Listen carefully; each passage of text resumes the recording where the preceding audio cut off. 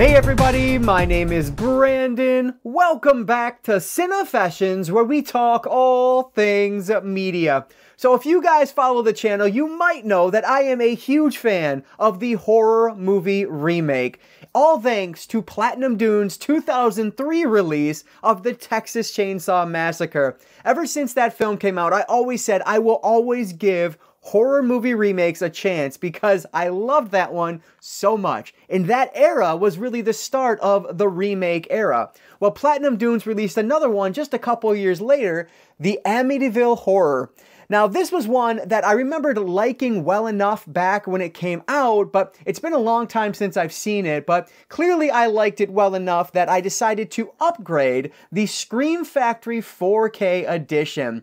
So this one just came out this past week, and I've gone through the entire disc. So is it worth the upgrade? Well, that's something we're going to talk about today. So let's not waste any time at all. Let's dive right into my 4K review of the Scream Factory release of the Amityville Horror.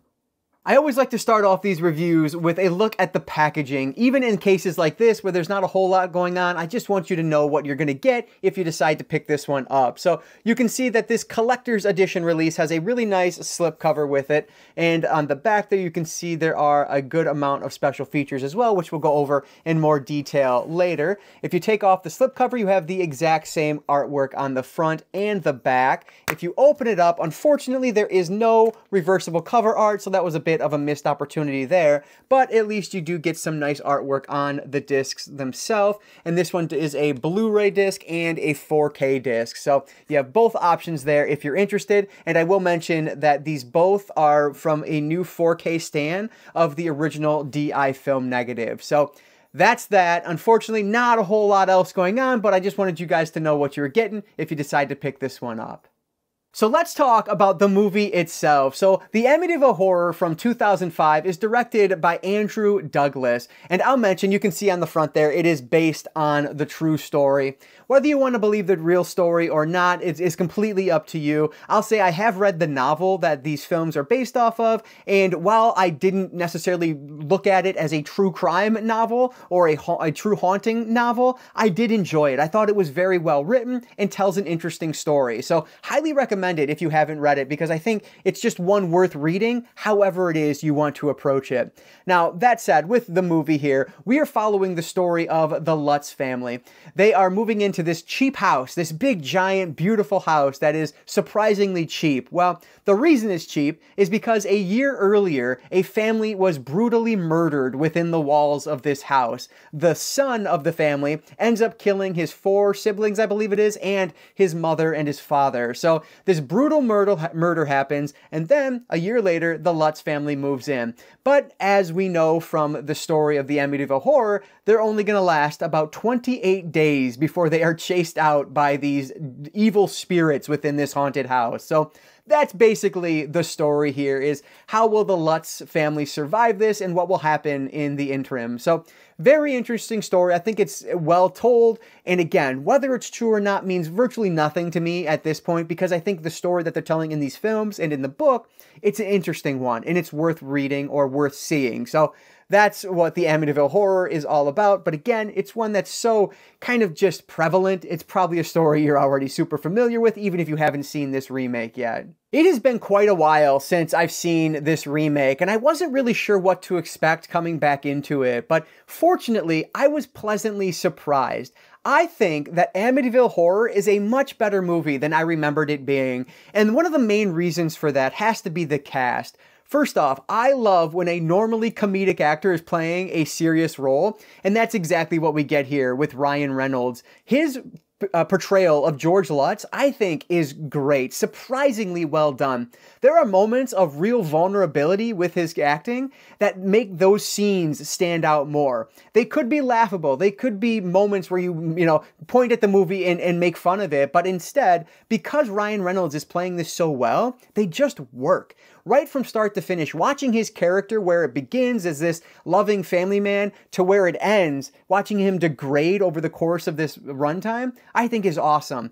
Ryan Reynolds is a great actor, not just a great comedian, and I think he does a really nice job in this role here. On top of that, you get the 3 children in this film, and they're all good in their own right, but really the one that stands out to me, it has to be Chloe Grace Moretz, just because she is so young in this movie. She, of course, is an actress that everybody knows nowadays, but this was actually her film debut, which just blows my mind, and she is so good. She did some other, I think there was like a TV movie credit to her name on IMDb before this, and maybe a TV show, but this was the first time she was in a film, and she does such a great job here.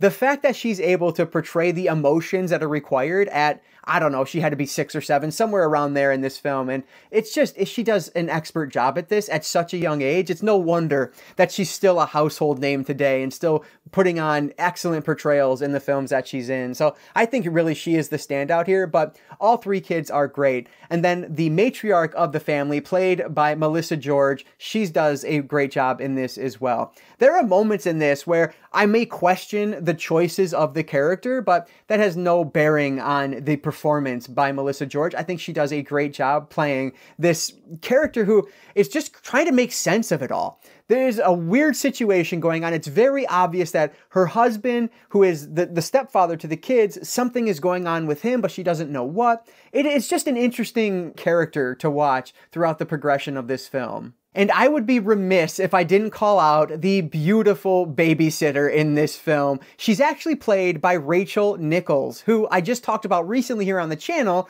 because Rachel Nichols was the star of the horror movie P2, which I raved about in a Shelf Space episode not too long ago. So she's an excellent actress, and I remember having the absolute biggest crush on her back in, when I first watched this, because she's gorgeous in this, and she's playing the babysitter role, and she does it wonderfully. And if you've seen the movie, you know why.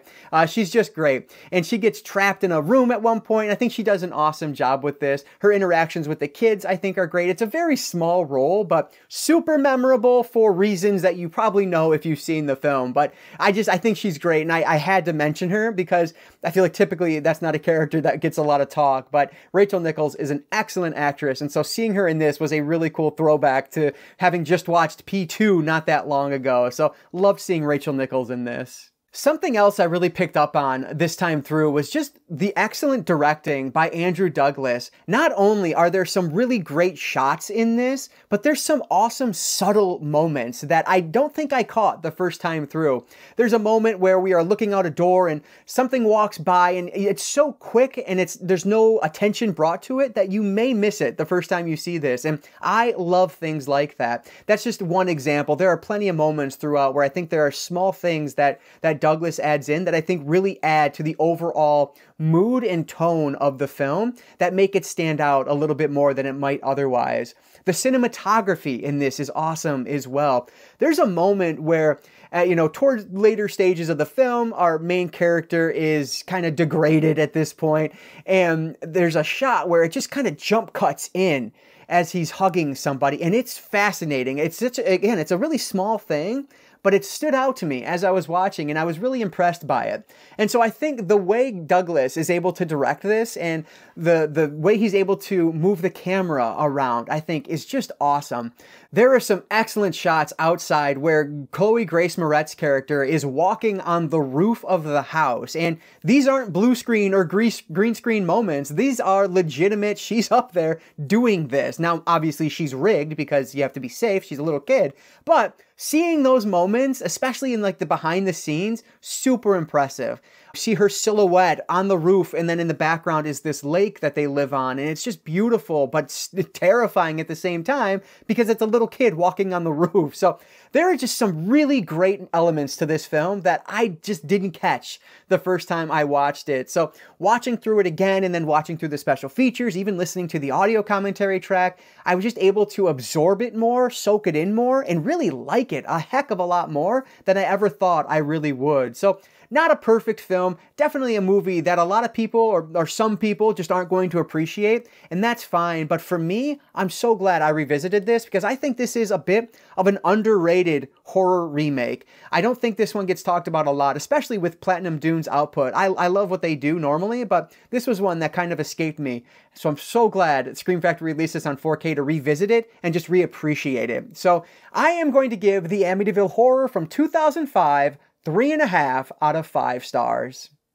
Now let's talk about the disc itself, because frankly, that's probably why most of you are here anyway. So this did receive a new 4K scan from the original DI film negative, and I was super impressed with how this movie looked. First and foremost, you don't get a bunch of DNR in this film. I saw a very natural fine layer of grain that looked excellent throughout the entirety of the film, at least when I was trying to look for it as I was looking through the disc. I thought it looked fantastic throughout. There are moments where you get the character walking on the top of the house, as I mentioned, and the detail in the background I thought looked incredible as well.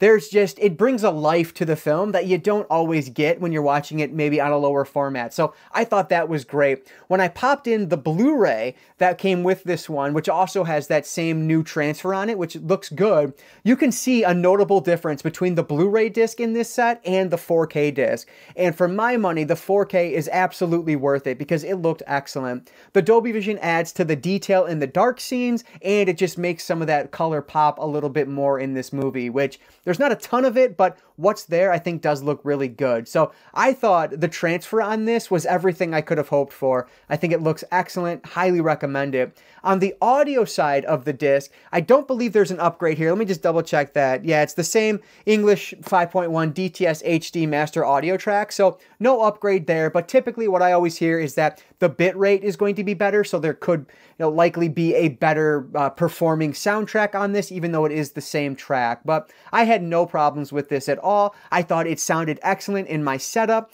Nothing really that stood out as being negative. The dialogue was mixed really well. The sound effects were great. The rain sounds awesome when that's coming down. It's a good track. It's very solid. But again, not much to write home about there. I think it did its job, but not much else, but still very well done. So on the AV side of this, I think this is a really well done job by Scream Factory.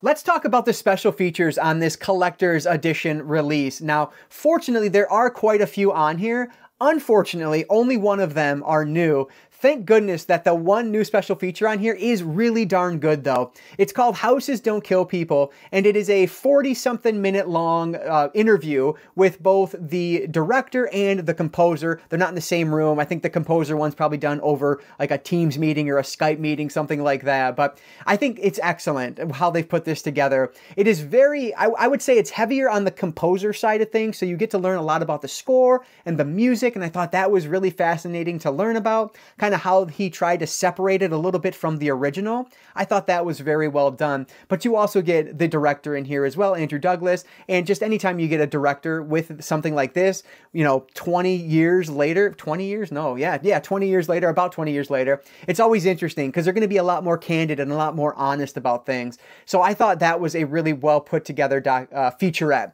And like I said, it's over 40 minutes, so it's definitely lengthy. On top of that, you get almost all of the previous special features that were available for this. That said, I am going to caveat that a little bit because, as you can see here, this is simply a Blu-ray release and that I had previously. And on the back, I don't know if you'll be able to see that or not, there are no special features listed on this at all because this Blu-ray specifically that I had was bare bones. However, I also owned the DVD. That's what I watched this originally on, and I upgraded the Blu-ray not too long ago. I think I found it cheap. But I actually also have the DVD still from when I owned it. It's upside down, excuse me. But I just held on to it, and I did I'll call out Huck again, a Huckstomization. So I cut off the DVD cover art because it wasn't worth anything anyway. And you can see all the special features listed there.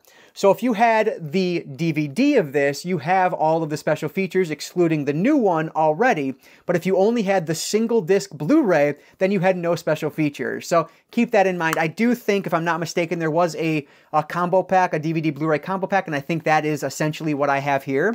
So keep that all in mind. If you only had the standalone Blu-ray release, you may not have any of these other special features, which they are really good as well. One of the standouts to me, and I always mention, I'm not much of a commentary track guy. I'm just wrong a lot of the time, because in this instance, there is a great commentary track, I think, with Ryan Reynolds and two of the producers of the film. So this is from back on the original DVD release. It's on my DVD because he always says in there, thanks for watching this DVD and things like that. So you definitely know it's from the DVD track of this. It's nothing that's new, but I think it's a great audio commentary track because it provides a lot more behind the scenes insight. Why was this done this way? Oh, there wasn't rain in this scene originally. It was added post. A lot of this, you know, the priest rolling around on the ground, he only had 2 flies on his face. He looks ridiculous. Things like that. Like, I love when the commentary tracks do that. I guess I'm less interested in a critic doing an audio commentary track or something like that. But when you get the actual people that were there in the filming, it's a lot more interesting to me. And so I think Ryan Reynolds and the producers do a really great job on this audio commentary track. I put it on to sample it, and I watched the entire thing. Like, I didn't want to turn it off. I watched it over a couple days, but it was really well done. So highly recommend that audio commentary track. And then on top of that, you're also going to get the original behind the scenes featurette. That one is a little bit more of maybe a fluff piece. It's about 15 minutes or so, and it's very typical behind the scenes featurette. But what's really cool about it is all of the footage with Chloe Grace Moretz and how she's learning to go up on the roof and all of that. I think that's what makes that one stand out to me, is just all of that behind the scenes footage. There's so many more on here. There are deleted scenes which you can watch. None of them really needed to be in the film, so I understand why they were deleted, but what's cool about it is that the same commentary team that did the audio commentary track for the movie also do audio commentary on the deleted scenes. And some of them Ryan Reynolds hadn't even seen before. So I thought that was pretty cool too. Again, just a good trio that were doing the audio commentary. So I really liked that. And then you get The Source of Evil, which is the Amityville Horror making of that I already talked about. On Set Peaks.